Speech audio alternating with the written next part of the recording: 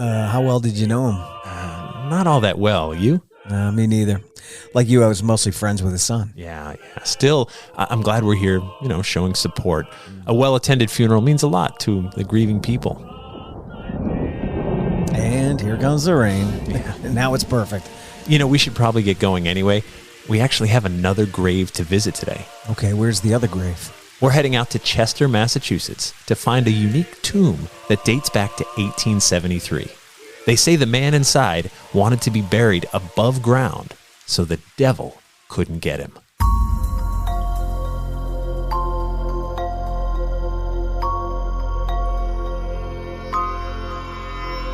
Hello, I'm Jeff Belanger, and welcome to episode 291 of the New England Legends podcast. And I'm Ray Auger. Thanks for joining us on our mission to chronicle every legend in New England one story at a time. Did you know most of our story leads come from you? This one did. Thank you to Gail Escala for sending it in.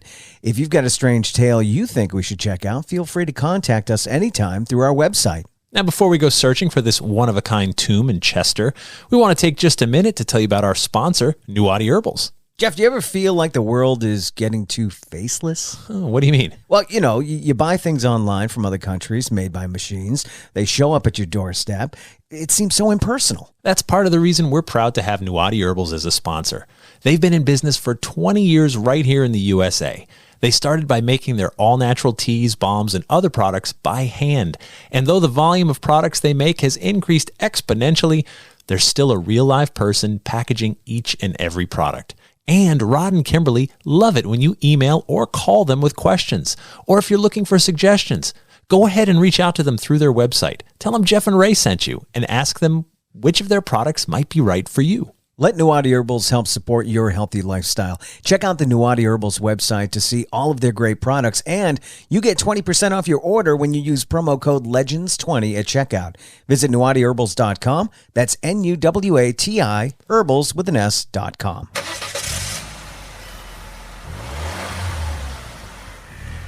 So we're heading out to Chester, Massachusetts, out in the western part of the state. I found a few fun facts about the town of Chester. Let's hear it. Located northwest of Springfield, the town was first settled in the 1750s, then incorporated in 1783. On August 2nd, 1975, temperatures reached 107 degrees Fahrenheit, which is the highest temperature ever recorded in Massachusetts.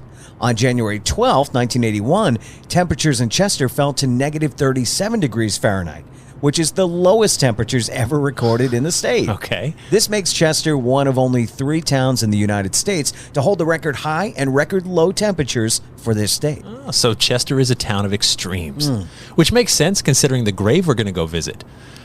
Ray, have you ever thought about your own final wishes for when it comes to your turn to be a ghost?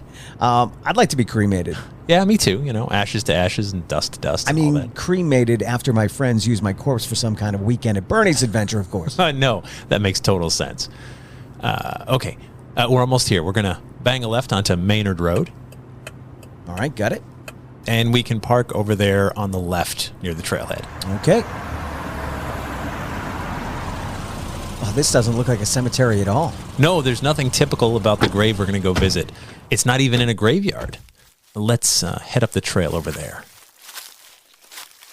Oh, it's a good day for a hike. The hill is pretty gradual, and the trail is well groomed. Yep. Almost looks like this could have been a road at one time. This is more of a stroll than a hike, really. This is a pretty well-wooded area. I mean, there's trees everywhere.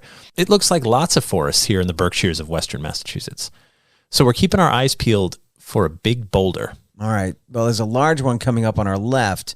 Is the grave near the boulder? Not exactly near the boulder, so much as in it. Inside the boulder? That's what they say.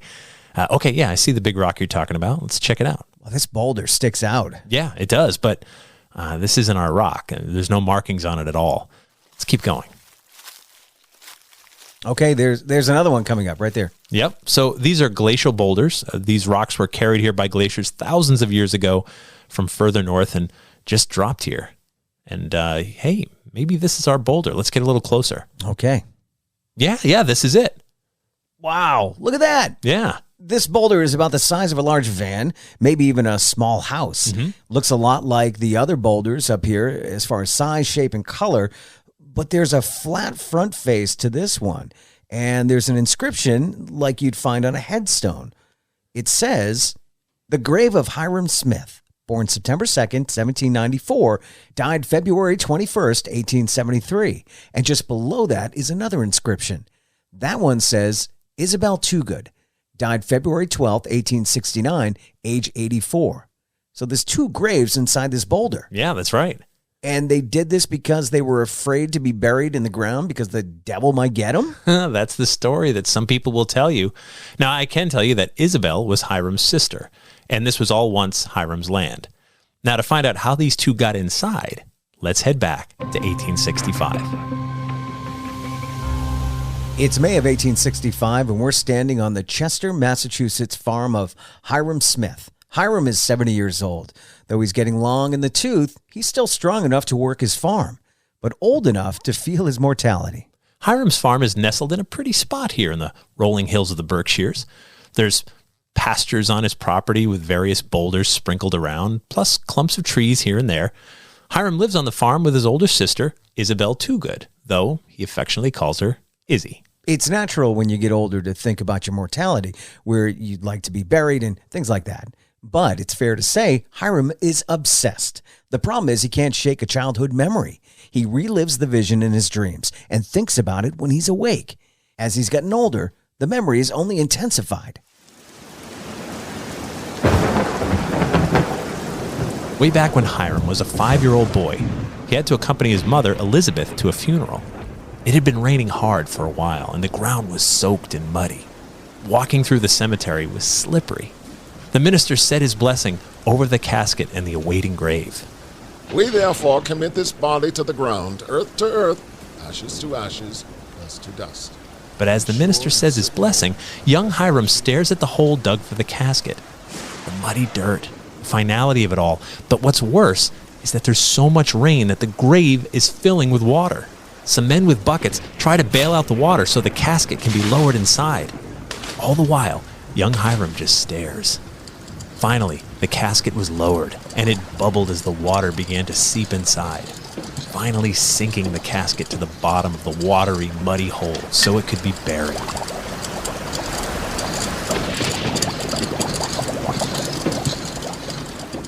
That experience rattled Hiram for life. The idea of the body drowning before burial, the mud, the rain. He told others about his fears too. One day, not too long ago, Hiram accompanied Dr. Thaddeus DeWolf on his rounds. Hiram confessed that he didn't want to be buried in the ground, and he wanted to do something about that, but worried the people in the town would think he's crazy. Dr. DeWolf assured him he wouldn't be the first person to request an above-ground crypt for burial. That's true. Yeah, I mean, there's other examples of above-ground tombs. We see them all the time in cemeteries all over. I mean, I guess each person has their reasons for wanting something like that. Now, what makes today different is that today, Hiram decides he's going to do something about it. While scanning the horizon of his pastures and property, he notices one particular boulder on the hill. The boulder is huge, left here by a glacier thousands of years ago. It's got a particularly flat face on the side, and the view from the boulder is spectacular. You can look down the hill and see an incredible panorama of the middle branch of the Westfield River. And that settles it. Hiram hires some stonemasons who get to work chiseling and carving out a chamber into this boulder. The work continues for days, weeks, and then months. It doesn't take long for word to spread around Chester as to what Hiram Smith is up to. And folks get curious. Look at that. Young men and women came here with a picnic lunch to watch the masons chisel at the stone. And others come by to check the progress, too. I mean, this is entertainment for Chester. This project is really becoming the talk of the town. 2 years. It takes 2 years for skilled masons to carve a tomb 7 feet and 2 inches deep, 4 feet, 5 inches tall, and a little over 5 feet wide. But there it is, complete. And now it just needs an occupant. It's February 12th, 1889, when Hiram's sister Izzy dies at 84 years old. But Hiram can't bring himself to put his sister's body in the ground either. He decides she'll join him in his stone crypt when his time comes. And Hiram's time comes almost 4 years to the day after Izzy's. Hiram passes away February 2nd, 1873, at 79 years old. Hiram and his sister are placed into the stone sarcophagus, and the stonemasons get to one last task. They save the stone face of the rock to put back into place over the coffins. They carve an epitaph into the stone and seal it up forever. Hiram left enough money in his will to maintain the road up to his tomb so people in town could visit. And that brings us back to today. That well-maintained road is long gone at this point. More of a path, really. I'm guessing the money or interest ran out many decades ago. So this boulder makes a lot of lists of oddities in Massachusetts, but no one seems to know much beyond the legend of him being afraid of being buried below ground because that's where the devil dwells. I guess it's easy to make up stories when you don't have much to go on. So we learned most of our information from an August 3rd, 1989 Berkshire Eagle newspaper article written by Dorothy W. Chapman. As the article points out, every few years this boulder makes the news because enough time has passed since the last article explained everything. So most of the source material came from Sarah DeWolf Gamwell. Is that the same DeWolf family as Dr. Thaddeus DeWolf, who we mentioned in the story? Yeah, that's the one. And so Sarah was Thaddeus's daughter. And she mentioned how Hiram intended to be buried dressed in all white to go up to heaven after he's gone. Her old notes and journals also noted the story of young Hiram witnessing the grave filling with water. Yeah, that image would leave a mark on me, too. Now, as far as Hiram's sister being buried with him, considering she died 4 years earlier, she may not have had any say in the matter. What's unclear is where the body was stored for 4 years. It's a little unclear if she was entombed first or if she had to wait so they could do it all at once. It's amazing how some of these mysteries get lost to time, but the boulder and grave remains. The view of the river is long gone because a forest grew up where the pasture once was. The former road is now a trail. But the legend remains, and this rock will be here for the ages. And unless you know the backstory, if you hike by, you may wonder what would cause a person to go through so much trouble in such a remote place. You may even find yourself wondering if maybe it's a little safer being buried above ground for all eternity. Or until the next ice age. Good point. And that brings us to After the Legend, where we take a deeper dive into this week's story.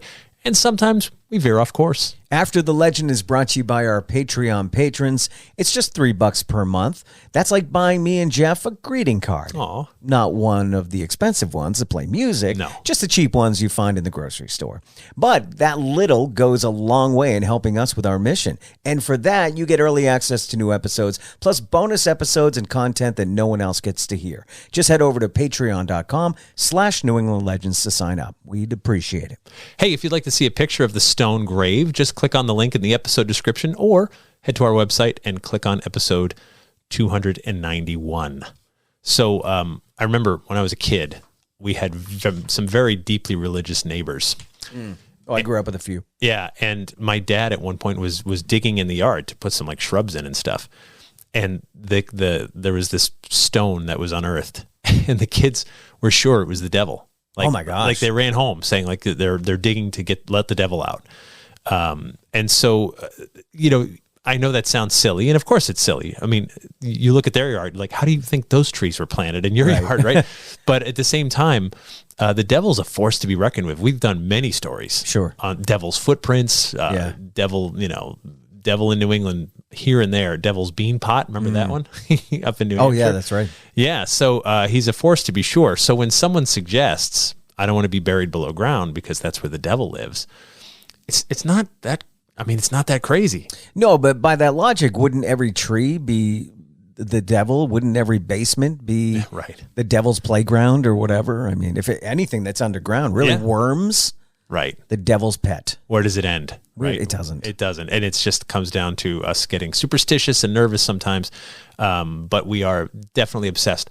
However, one of the points we pointed out is that this is not the first above ground crypt by a long shot. No, you see them all the time. Tons of time. Yeah. And they predate this, they go back centuries. Yeah. But now I wonder what makes someone say like, no, I want to be in the above ground thing. Is it just more visible or is it something else? I think it's the presentation. You know what I mean? Like it's above ground. You can see it more. You can find it in a graveyard. It's that structure right over there. Right. Yeah. There's hundreds of headstones, but like 2 crypts. Yeah, right. right. Yeah, So that person must be pretty special, right. or just really scared of going to hell. Going underground. No, and I get that. Funeral habits, and also when he died, this was Civil War era, and that was a time when people were worried about being buried alive. We've covered those stories.